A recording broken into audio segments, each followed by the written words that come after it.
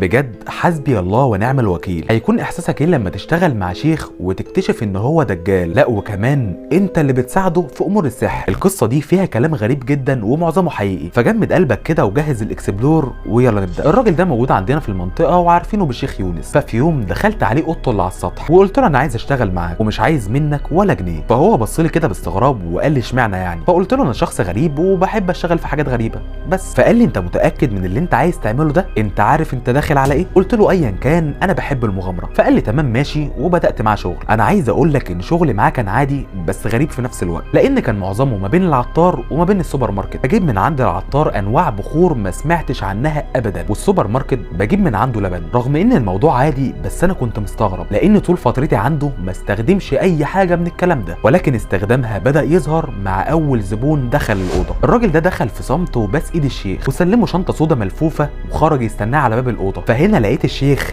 او الدجال بيبص لي جامد وبيقول لي ايا كان اللي هيحصل دلوقتي ما تخافش مش هيأذوه. فقلت له هم مين دول وايه اصلا اللي ممكن يأذيني؟ ما جاوبش وغمض عينه وبدأ يتمتم بكلام غريب. وفي الوقت ده انا كنت اول مره احس بكميه الرعب دي. انا كنت قاعد في امان الله وحد جه لزق كتفه في كتفي، ولما بصيت جنبي ما لقيتش حد، وجسمي لقيته سخن بشكل غريب جدا. زاد الرعب اكتر لما حاولت اقوم من مكاني ومعرفتش، كأن في حد ماسكني من كتفي ومثبتني على الارض. بدأ ساعتها الدجال يمسك البخور اللي جبته له ويرميه في النار. كان بيرمي بكميات غريبه جدا لحد ما الاوضه اتملت دخان، وساعتها سمعت صوت شهيق جامد جدا جنبي سيب اعصابي حرفيا. وبعديها لقيت الدجال بيقول تمام تمام وفتح عينه وخد شويه لبن حطهم في كيسه وطلع للراجل وقال له دول تكبهم على باب شقتها. في الوقت ده انا كنت لسه بسمعه من الاوضه، وكانت قدامي الكيسه السوداء اللي الراجل اداها له. ففتحتها وقلت لما ابص على اللي فيها، ومن حسن الحظ ان لقيت الكيسه دي فيها صوره لبنت انا عارف بيتها، والبنت دي بقى اللي بيتعمل لها السحر. فطلعت للدجال واستاذنته ان لازم امشي ضروري، وجريت بسرعه على بيت البنت وعرفتها. واول ما الراجل ده جه كنت انا والبنت واهلها مستنيينه. اول ما شافني حاول يجري ولكن ما عرفش، ومسكناه كلناه علقه تمام وسلمناه للقسم. وهناك الضابط لما عرف بعت قوه وجاب الدجال ده، واتضح ان كان عامل سحر البنت بجميع انواع المرض الخبيثه، وكانت اخرها